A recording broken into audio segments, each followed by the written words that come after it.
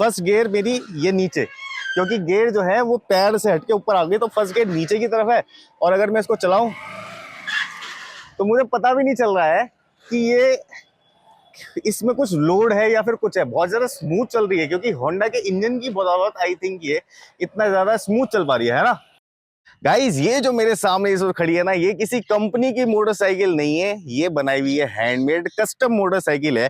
और होता क्या है कि जब हमें शौक भी बहुत ज्यादा होता है, लेकिन किन्हीं वजहों की वजह से हम वो शौक पूरी तरीके से कंप्लीट नहीं कर पाते, तब कुछ ऐसे करके इन्वेंशन जो है वो क्रिएट होते हैं। इन्वेंशन मेरे को क्यों बोल रहा हूँ, क्योंकि जिन भाई की ये मोटरसाइकिल है ना, उनको थोड़ी सी प्रॉब्लम है। बट हमने अभी तक ऐसे व्हीकल के अंदर क्या देखा है कि ये टायर वगैरह तो चलो ठीक है, सस्पेंशन के साथ, इंडिपेंडेंट सस्पेंशन के साथ आते हैं, बट यहाँ पे ये जो गियर सिस्टम है ये हैंडल वाला होता है।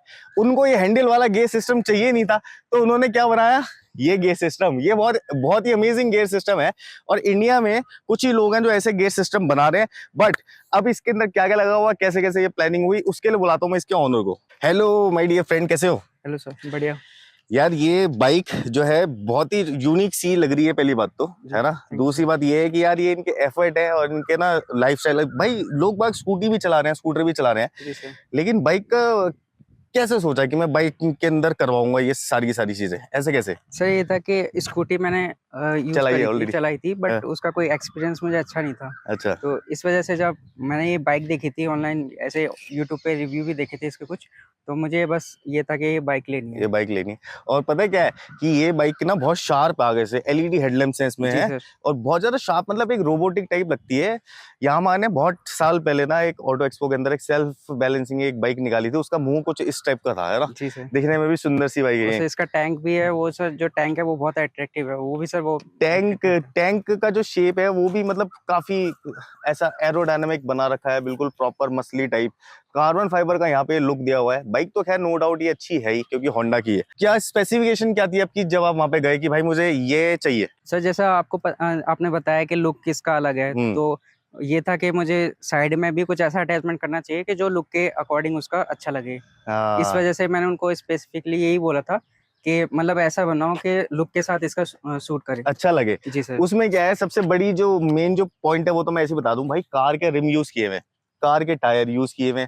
यहाँ पे वो स्कूटर के भी लगा सकते थे, जी सर, जो कि ज्यादातर लोग लगाते हैं एक्टिवा वगैरह के, मोस्टली वही लगाते हैं। लेकिन बाइक पावरफुल है, ऑलमोस्ट 13.8 bhp का इसका पावर है, और 14 समथिंग इसकी जो है टॉर्क है, ठीक है।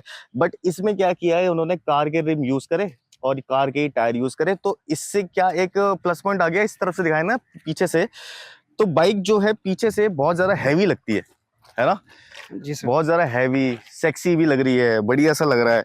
और सबसे बढ़िया बात क्या हुई, जब मैंने फर्स्ट टाइम देखी थी ये बाइक, तो मेरे को लग रहा था कि सस्पेंशन के साथ नहीं खेले होंगे, लेकिन उसमें भी इन्होंने दिमाग क्या लगाया है, यहाँ से अगर दिखाओगे तो इनको इंडिपेंडेंट सस्पेंशन दे रखी है। यार ये चीज बड़ी अच्छी है, इसमें मैं चलूंगा डीप में। लेकिन यार एक बात बताओ, बहुत सारे लोग जब ऐसा व्हीकल बनवाते हैं तो उनको गियर मिलती है हाथ में, उसमें ये प्रॉब्लम नहीं होती कि भाई मैं क्लच दबाऊंगा या फिर गियर लगाऊंगा कैसे? जी सर, ये मैंने देखा है ना सर। यही सबसे बड़ी दिक्कत होती है कि आप उसको आपने हैंडल करने पे ध्यान दोगे या फिर गियर चेंज गियर लगाओगे, वो एक प्रॉब्लम वाली बात है। इसके अंदर क्या बनाया इन्होंने, मैकेनिज्म ही अलग बना दिया यार, बिल्कुल ही डिफरेंट कर दिया। ये चीज मेरा दिल छू गई। ये पहले के स्कूटरों के अंदर आता था, है ना, चेतक वेतक के अंदर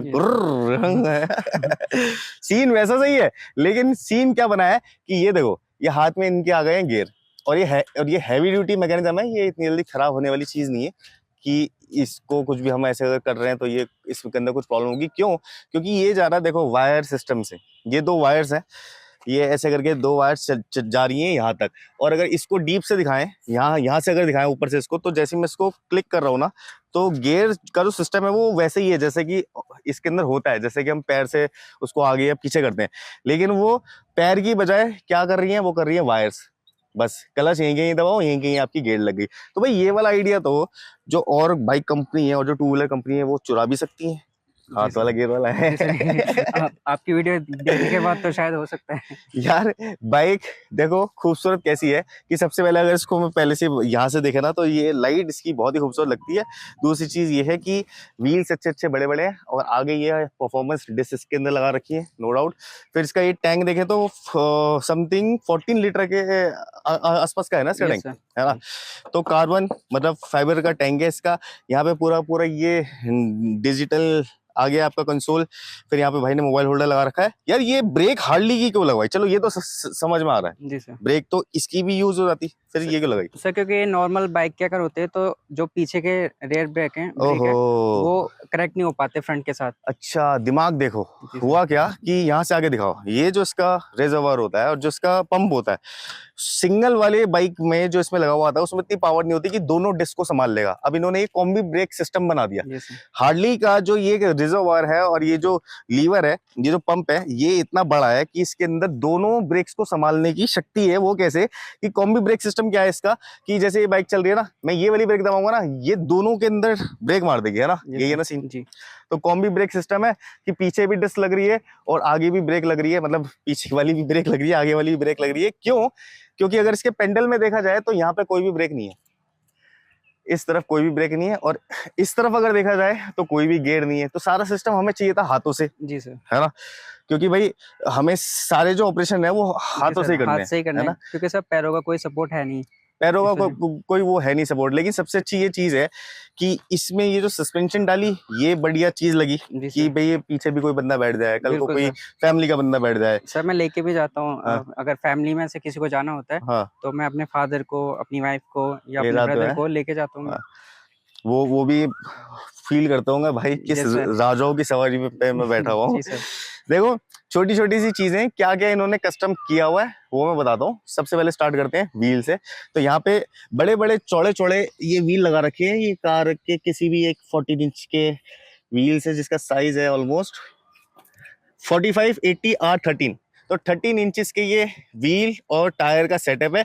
ये इजी मिल जाता है, इस वजह से उन्होंने लगा दिया, क्योंकि इसमें अगर स्कूटी के व्हील्स यूज करते तो शायद मजा नहीं आता। ठीक है, उसके बाद इन्होंने ये पूरी पूरी चेसी यहाँ से बनाई।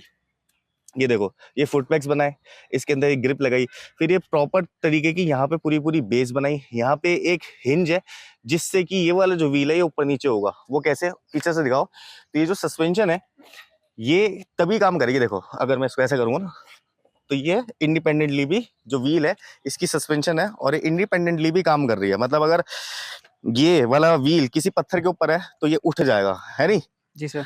और इंडिपेंडेंटली व्हील सस्पेंशन काम करने का सबसे बड़ा ये फायदा है कि आपको ना झटके वटके कम लगेंगे और बैलेंस बहुत अच्छे से रहेगी बाइक।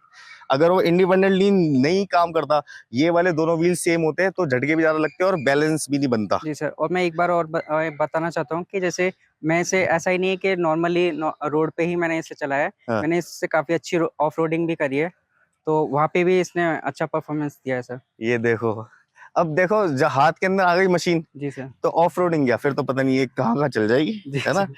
इसको अभी तक जैसे स्पीड में तो खैर नहीं चलाना चाहिए, लेकिन फिर भी कितनी स्पीड में ये स्टेबल रही? सर मैं 95 तक चलाई है तो काफी स्टेबल रही, स्टेबल है। और एक ये भी इसके अंदर चार्म है कि भाई दो व्हील्स के साथ में कनेक्ट करने के बाद में ये 95 तक पहुंच रही है, क्योंकि टॉर्क अच्छा है और हॉर्स पावर अच्छी है। खैर ये आ गई इसकी वाली असेंबली। ये असेंबली जो अगर नीचे से दिखाओगे इसको तो ये कनेक्ट हो रही है एक रॉड से, जो कि दूसरी तरफ भी निकल रहा है यहाँ से। ये वाली रॉड आ गई यहाँ पे कनेक्शन में, सेम वही रेप्लिकेट कर दिया, लेकिन यहाँ पे साइलेंसर की जगह बचाने के बाद किया और ये सस्पेंशन यहाँ पे आ गई। अच्छा वैसे यहाँ पे भी दो लाइटें लग सकती हैं, लगाई थी सर मैंने वो, बट ये कि वो थोड़ी चल नहीं पाई, उस पे सही से फिक्स नहीं हो पाई, इस वजह से वो निकल गई। बट स्टार्टिंग में मैंने लगाई थी। नट बोल्ट वाली लाइटें लगाएंगे ना अब की बारी, और भी मैंने स्टिक वाली लगाई थी वैसे। हाँ, तो मिस्टर फिरोज के पास जाना, उनको बोलना कि भाई मुझे नट बोल्ट वाली चाहिए लाइट्स, है नहीं। इसके बाद इन्होंने एक ये टॉप रैक माउंट लगवा लिया यहाँ पे कि अगर कभी सामान वामान रखना हो, बैग रखना हो तो यहाँ पे ये इजीली रख सकते हैं। अच्छा ये जो माउंट का ये वाली जो कनेक्टिंग है ये इसमें पहले से थी या फिर नहीं सर, ये अलग से लगवाई है? अलग से लगवाई है ना। फिर यहाँ पे एक और हुक बनवा लिया है, ये जो है इसके अंदर सैडल्स वगैरह का सपोर्ट मिल सकता है। जी सर। फिर जी इनकी सपोर्ट के लिए यहाँ पे ये पूरा पूरा माउंट भी बनाया है। ये वाला माउंट बनाने के लिए स्पेशली आपने बोला ही होगा कि भैया मुझे जी सर, चाहिए। स्पेसिफिकली मैंने उनको बताया था कि क्योंकि मैं क्रचेस यूज करता हूँ, हाँ तो इसलिए मैंने मतलब उनको बोला था कि ये तो चाहिए मुझे, तो ये बाइक के लिए ऐसा बनाया कि जिससे मैं ये रख सकूं इनको। एक बारी ना ये जो एक्सपीरियंस है इसका वो मैं ऐसे देना चाहता हूँ कि मैं बैठता हूँ इस पे और ये देखो साउंड बाइक में कुछ है नहीं, वैसे ही सेम साउंड है, लेकिन अगर इसको स्टार्ट किया जाए तो ये हो गया न्यूट्रल पे स्टार्ट है, बाइक सेम ही है। बहुत स्मूथ होते हैं होंडा के इंजन है ना, बहुत ज्यादा स्मूथ होते हैं। अब अगर मुझे गियर लगानी है तो फर्स्ट गियर मेरी ये नीचे, क्योंकि गियर जो है वो पैर से हटके ऊपर आ गई तो फर्स्ट गियर नीचे की तरफ है। और अगर मैं इसको चलाऊं तो मुझे पता भी नहीं चल रहा है कि ये इसमें कुछ लोड है या फिर कुछ है। बहुत ज्यादा स्मूथ चल रही है क्योंकि होंडा के इंजन की बदौलत आई थिंक ये इतना ज्यादा स्मूथ चल पा रही है ना, क्योंकि ऐसा पता नहीं चल रहा है कि ना कोई लोड है। जी सर। बाइक में बहुत ज्यादा स्मूथ चल रही है, बहुत ज्यादा स्मूथ। एक बार जरा इसको ना पीछे से देखो, अगर बंदा चलाता है तो पीछे से कैसी सी लगती है बाइक ये। काफी डेंजर लग रही थी जब ये चला रहे थे और हम इनका पीछा कर रहे थे। ये बाइक काफी डेंजर लग रही थी। और सबसे बढ़िया एक एडवेंचर की एक और बात बता दूं, 2-4 दिन पहले ही मैंने अपने इंस्टाग्राम पे एक रील डाली थी हार्ली डेविडसन फ्री व्हीलर की। उसमें क्या था कि वो एक्चुअल कंपनी का वो था प्रोडक्ट है ना, लेकिन उसमें प्रॉब्लम पता है क्या थी, उसमें गियर भी वही है जी, ब्रेक भी वही है, बस उन्होंने 3 व्हील लगा दिए। उनमें भाई ने कमेंट किया था कि ऐसा ही सेम प्रोडक्ट मेरे पास में भी है, देखो। मैं आज देखने आ गया हूँ, बहुत ही मजा आया। अब ये बता दो कि ये बाइक कितने की ली थी? सर मैंने इंस्टॉलमेंट पे ली थी तो 140 की मुझे पड़ी 140 के आसपास मिली। और ये जो काम सारे के सारे जुगाड़बाजी है जो की है इसके अंदर, इसमें कितना पैसा लगा? सर अराउंड वैसे तो एस्टिमेट उनका ज्यादा था 60, बट फिर भी उन्होंने एडजस्टमेंट करके मुझे 40 अबव कर दिया था। भाई देखो इंसान अच्छा होना चाहिए है ना, और 60 का एस्टिमेट था, लेकिन मिस्टर फिरोज ने इनका जो काम था वो कर दिया 45 के अंदर। ये देखो जरा यहाँ क्या लिखा है, द स्टॉर्म इज कमिंग, भैया तूफान आ रहा है, बच लो बच लो बच लो। वेरी गुड यार। और इसमें टाइम कितना लग गया होगा? सर ऑलमोस्ट लग गया था 1 मंथ के अराउंड। 1 मंथ के अराउंड टाइम, बट उन्होंने 15 डेज में कंप्लीट करके दे दिया था। हाँ। उन्होंने बोला था कि 1 मंथ लग जाएगा, बट 15 डेज में। ये सोचो कि कितना प्रायोरिटी पे किया उसने काम ने। ये सोचो क्योंकि उनके पास बहुत सारी बाइक्स होती हैं ऑलरेडी रहते हैं सर उनके पास, और ये बड़ा प्रायोरिटी पे काम किया, काफी अच्छे से काम किया। अब ये जो बाइक है इसको कब तक चलाने का सीन है या फिर कुछ और अपग्रेड करने का सीन? अभी तो जस्ट स्टार्ट ही करा है इसके साथ, और ये भी है कि अगर मतलब चांस मिला तो इससे आगे भी अभी CB 200 ऐसा सोचा है इसके बाद। अच्छा लेना होंडा की बाइक जी बिल्कुल, क्योंकि उसमें बहुत स्मूथ चलती है, कोई टेंशन नहीं होती है ना, इंजन का अच्छा, कोई खचड़ खचड़ नहीं, कोई पचड़ पचड़ नहीं, स्मूथ बाइक चलनी चाहिए, बहुत बढ़िया है। और सर मेरे लिए तो ये भी होता है ना कि क्योंकि मुझे ऐसा होता है कि अगर मैं कहीं पे भी चला जाऊँ तो मुझे सपोर्ट चाहिए होगा अगर कुछ भी दिक्कत हो जाए तो, इसलिए मुझे इंजन पे और भी बिलीव करना पड़ता है कि इंजन अच्छा हो, इंजन अच्छा होना चाहिए, रिलायबल होना चाहिए सर। और इंजन में कोई भी प्रॉब्लम नहीं आनी चाहिए, क्योंकि भाई नॉर्मल एक जैसे मान लो अगर मेरे को प्रॉब्लम आएगी तो मैं जा सकता हूँ, भाग सकता हूँ, अगर भाई को प्रॉब्लम आएगी तो बहुत ज्यादा दिक्कत हो जाएगी।